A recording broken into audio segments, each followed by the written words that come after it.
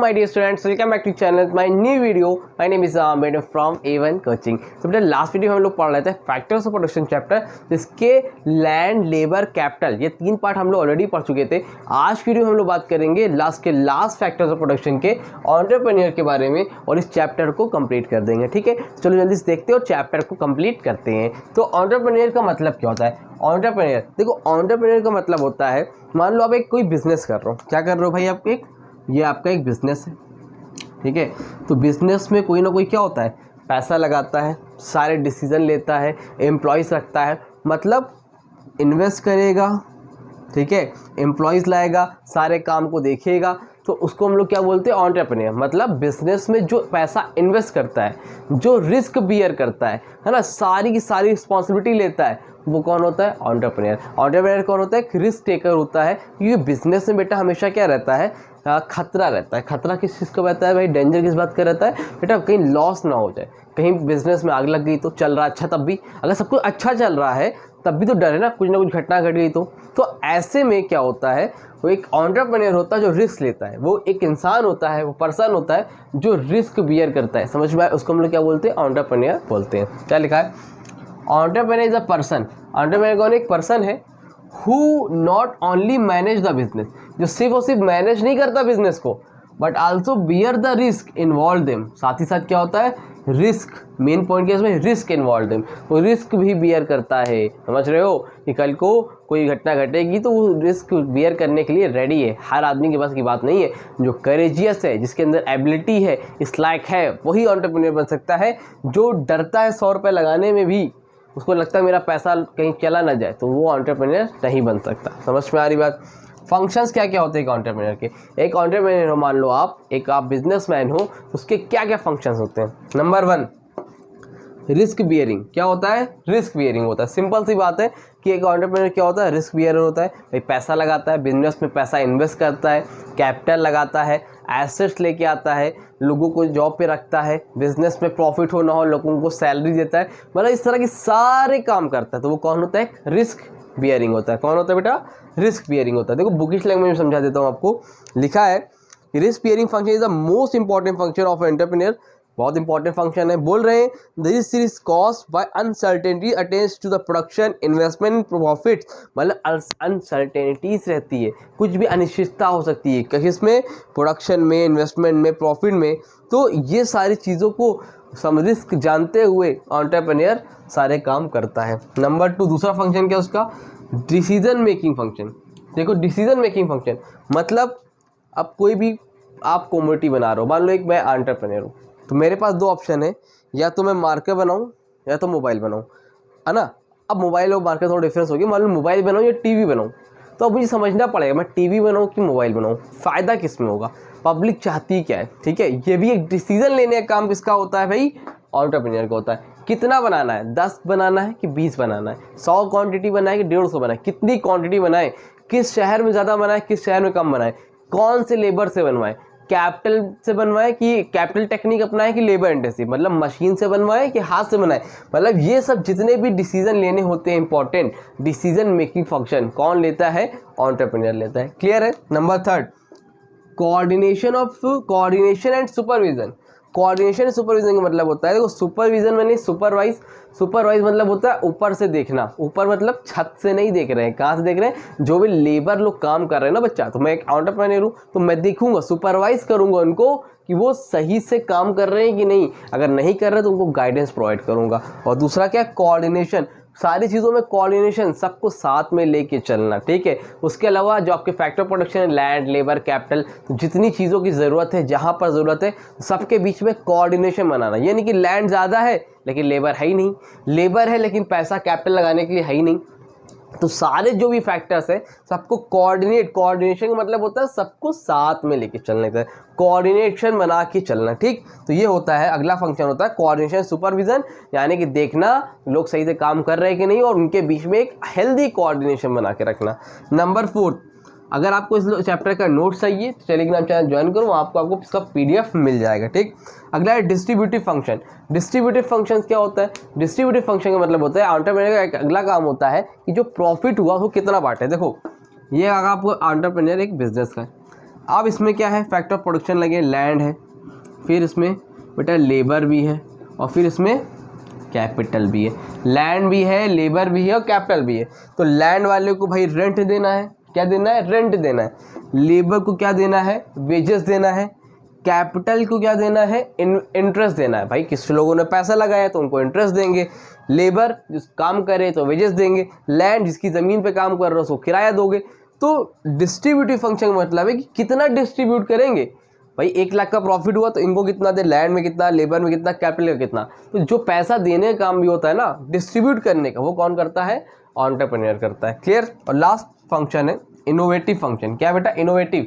Innovative का मतलब होता है कुछ ना कुछ न्यू करते रहना, ताकि बिजनेस में हमें ज़्यादा से ज़्यादा प्रॉफिट हो। भाई मान लो मेरा काम है मोबाइल बेचना, हाँ, अब मैं एक एंटरप्रेन्योर मोबाइल बेच रहा हूँ, मोबाइल में सेल नहीं हो रही है, तो मैंने क्या किया, एक स्मार्टफोन के साथ एक छोटा सा कीपैड फ़ोन फ्री रख दिया, या कुछ ऐसी फैसिलिटी ले आई, या रिचार्ज 1 साल का फ्री कर दिया, मतलब नई स्कीम लेके आया, ताकि क्या हो, बिजनेस में ग्रोथ चलती रहे। समझ में आ रही बात। तो इनोवेटिव करते रहते हैं, कुछ ना कुछ नया करना, ये किसका काम होता है, एंटरप्रेन्योर का। तो ये 5 फंक्शन है, और बहुत उम्मीद करता हूँ समझ में आ गया होगा। इसका नोट्स चाहिए, क्या लिखना है इसमें, तो आप जाके मेरे टेलीग्राम चैनल ज्वाइन करो, वहाँ पे आप ले सकते हो। बाकी आप मुझसे इंस्टाग्राम पे भी कांटेक्ट कर सकते हो। और एक इम्पॉर्टेंट बात, आपको पता नहीं होगा कि आपको इस चैनल पर मेंबरशिप भी प्रोवाइड की जा रही है, जिसमें आपको जस्ट ओनली 199 रुपीज़ पे करने हैं, और उसमें आप किसी भी टाइम आप मुझसे व्हाट्सएप पे वॉइस मैसेज पे या टाइपिंग करके आप मुझसे पर्सनली कोई भी क्वेश्चन जो भी आपकी स्टडी से रिलेटेड है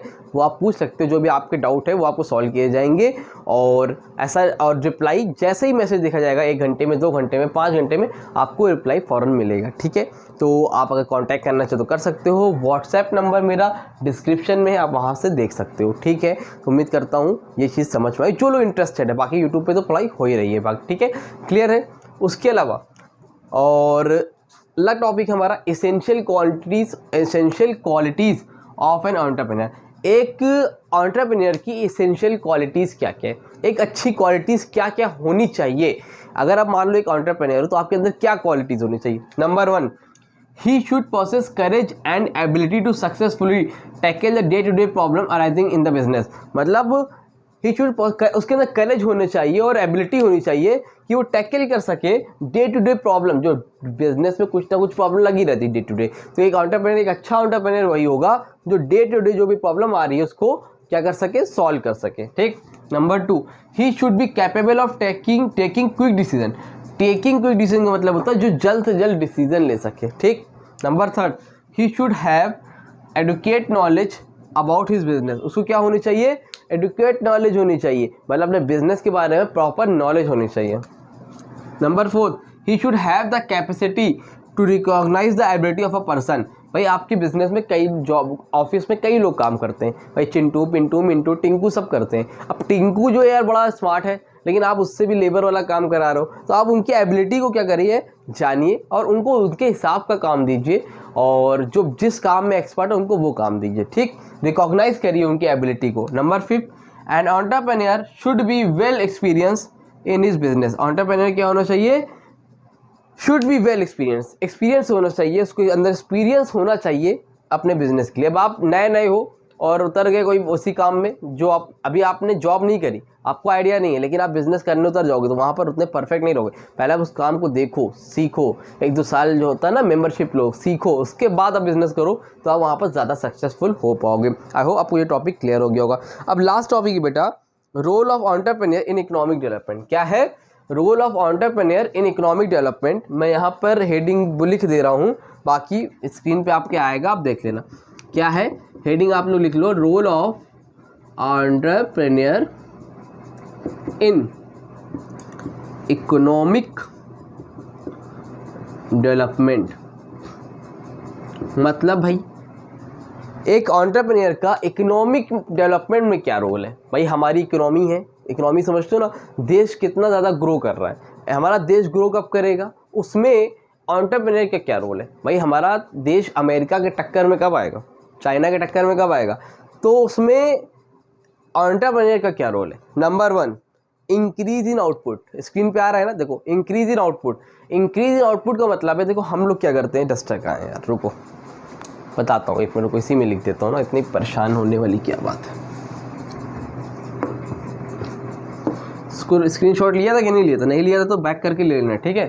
देखो इधर नंबर 1 है बेटा increase in output.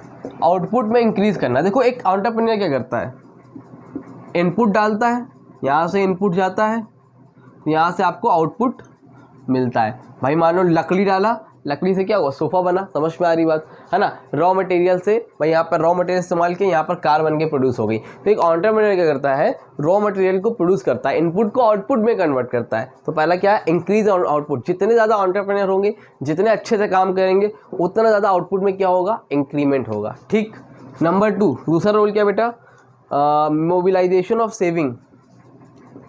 Mobilisation of saving, देखो जो पैसे होते हैं उनको मोबिलाइज करता है। देखो एक बिजनेसमैन, अभी आप लोग शेयर डिवेंचर नहीं जानते हो, बस ये समझ लो एक कंपनी है, ये एक कंपनी है, ठीक है। कंपनी क्या बोलती है, आप पैसा लगाओ, इतना सुने होगा ना, आप पैसा लगाओ हमारे पास, तो लोग इनके में पैसे इन्वेस्ट करते हैं, पब्लिक यानी कि हम लोग पैसा इन्वेस्ट करते हैं, तो बदले में ये हमें क्या देते हैं, इंटरेस्ट देते हैं। इतना तो नाम सुना होगा। तो पब्लिक क्या करते हैं, कंपनी बोलती है आप हमारे में 1000 रुपये जमा करो, हम आपको इंटरेस्ट के साथ पैसा देंगे, 1000 का 1200 देंगे। तो लोग पैसा इंटरेस्ट इसमें इन्वेस्ट करते हैं और उस पैसे से कंपनी क्या करती है, बिजनेस करती है। समझ में आ रही बात। तो इसमें पब्लिक का भी फायदा यानी कि हम लोग का भी फायदा है और कंपनी का भी फायदा है। तो मोबिलाइजेशन ऑफ सेविंग, सेविंग को सही तरीके से क्या करते हैं, यूटिलाइज करते हैं, ठीक। Number 3 generation of employment opportunities. क्या है बेटा, जनरेशन ऑफ एम्प्लॉयमेंट अपॉर्चुनिटीज़।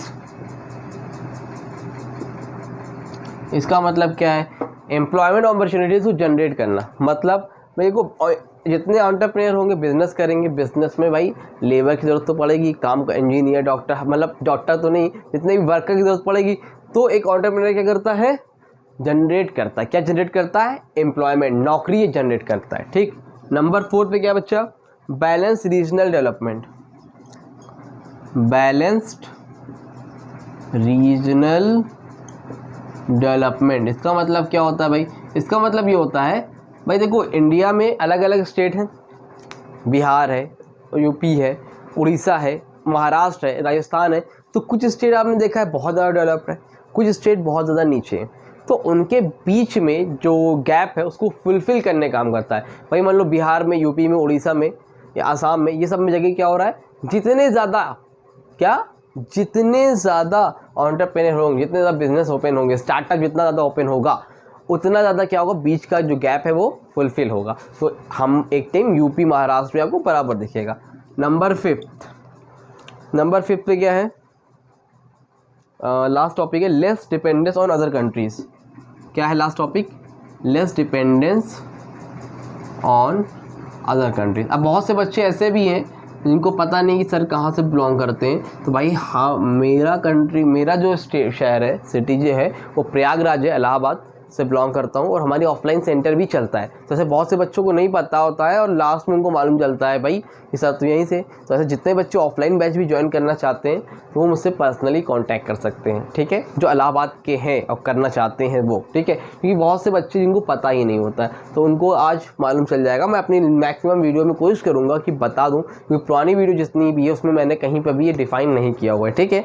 तो लास्ट टॉपिक है, लास्ट हेडिंग है less dependence on other countries. देखो एंटरप्रेन्योर की वजह से उसका रोल क्या है, उसकी ये लास्ट रोल ये है कि हम अदर कंट्री पे डिपेंडेंट नहीं होंगे। भाई हर एंटरप्रेन्योर कुछ ना कुछ बनाएगा तो हम दूसरी कंट्री से क्यों मंगाएंगे, खुद ही अपना बनाएंगे, खुद ही खरीदेंगे, बात खत्म हो गई। तो ये एक फ़ायदा होता है। तो ये 5 रोल है एंटरप्रेन्योर के, और रोल क्वालिटीज़ ज़रूर से देख लेना, एक इंपॉर्टेंट टॉपिक होता है जो पेपर में बनता ही बनता है। इसी के साथ आपका chapter number 1 factors of production complete हो गया। 40 पेज का तकरीबन चैप्टर था, फाइनली इज डन।